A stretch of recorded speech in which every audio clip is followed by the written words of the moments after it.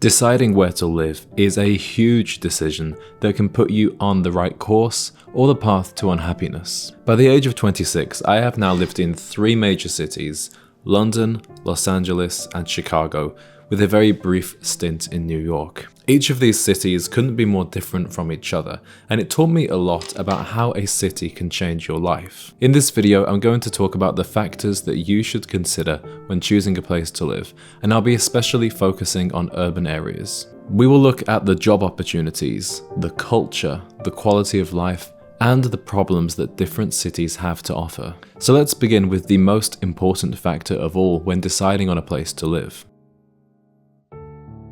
Consider what the purpose of your potential move is. Are you looking for a new career or to study a particular subject? If so, I recommend going to the best place to do that. So if you want to be an actor, Los Angeles or New York is where you should look. Perhaps you want to work in an industry that has a major hub, for example, the finance industry in New York. Or maybe you have your heart set on studying a particular program at a particular college. This purpose should be the first thing that you figure out, because everything else can be adapted or compromised on to make it work in the right city. Many of the best jobs and schools are indeed located in major cities. I moved to London at 18 because the best college for my chosen subject at that time was in London. However, if your profession or study of subject is a little more general, then you might have more options to consider. Right now, I work remotely and I have this YouTube channel, so there's nowhere in the world that I particularly need to be. My choice in where to live came down to the other factors, which I'm going to discuss now.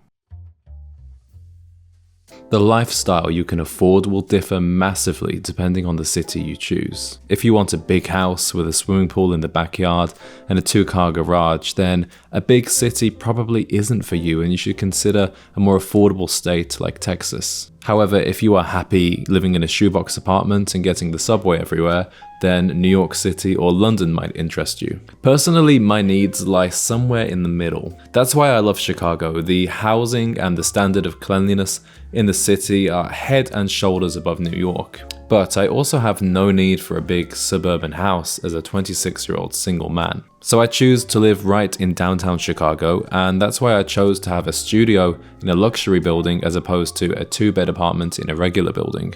The only downside is the sirens. Other cities in the US, the UK, and Europe also have this happy medium of affordability and attractive things about the city. Many places in Europe have rent control, so that's a little different, but in the US I would check out places like Miami, Atlanta, and Nashville. Each city has a unique feeling and identity which might align with your personality or feel greatly at odds with it. For example, in LA there's a lot of people smoking weed, making TikToks, and living off daddy's money. The fashion there is street style, and a lot of people are there just to try and get into Hollywood, which doesn't appeal to me at all. So this culture felt totally misaligned with my personality and my ambitions. However, I loved the beaches of Malibu and the different towns that you could go exploring on the weekends. Here in Chicago, the culture is totally different. The culture is more based around bars and restaurants. People in this city have better style, it's a little more conservative, people are a bit more down to earth, and the architecture is beautiful. I remember when I first arrived in Chicago, I immediately felt like this was a place that I could call home. In the US today, there are many growing cities with their own distinct identity and culture. Consider which one suits your personality and interests. For example, if you love theatre, New York City might be a good fit for you. But if your interests are more based around the outdoors, then you might want to consider a smaller city or a rural area. Also think about the demographics of a city. A place like Miami is full of people in their 20s, so it could be a good place to meet like-minded men and enjoy a fruitful dating life. On the other hand, cities like Orlando and Denver have a high concentration of retirees. Different neighborhoods will also have different demographics. For example, here in Chicago, I love the Gold Coast for the restaurants and the shopping, but I wouldn't live there because it's full of older people. I would also think about the place that you're coming from and how that might alter your perspective and enjoyment of a new city. In LA, a lot of people that I spoke to who'd moved from more rural states said they found it quite overwhelming and busy. But coming from living in Camden in London, I found it all quite boring and suburban. Some people are more bothered by weather than others. I know my parents moved from England to Spain pretty much exclusively for the weather. If you like that warm, breezy Mediterranean climate, then Southern California might be good for you. However, you might prefer to experience the 4 seasons like we get in Chicago. I used to think I preferred a hot climate, but after a couple of years in LA, I really got sick of it. And it's really enjoyable now to watch the seasons change from winter to spring. The weather will impact your lifestyle by restricting the outdoor hobbies and sports that you can do. So if you like golf, perhaps don't move somewhere where you can only play 6 months of the year. On the other hand, an avid skier will have a much better time in Vermont than Florida.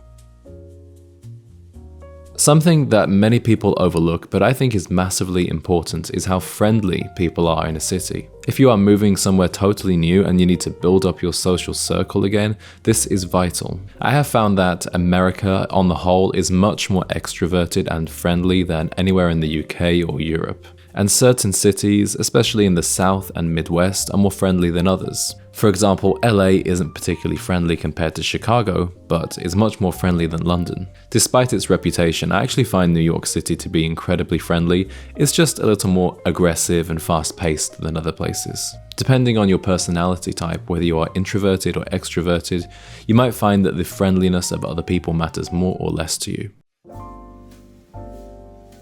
Finally, I would consider which cities are enjoying a peak and which ones are in decline. Major cities like Los Angeles and New York are considered by many to be in a state of decline. For example, you may love San Francisco, but just spend a weekend there and you will know that now is not a good time for the city. Crime, drugs, and the tech industry's switch to remote work have turned what was once a beautiful city into a zombie-like ghost town. And I had a great time in San Francisco, but I would never once think about living in the downtown area.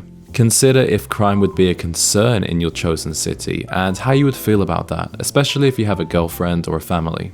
And finally, here's something I noticed. When you are visiting a city to see if you want to live there and you tell people that you meet that you're considering moving, see how they respond. In LA or New York, the response was always, "Don't do it." When I came to Chicago, everyone said, "Yeah, you should absolutely move here, you'll love it." Often, cities that are up and coming and bursting with activity aren't the biggest cities in the country. Instead, they are places that rival the major cities with new culture, industry, and housing.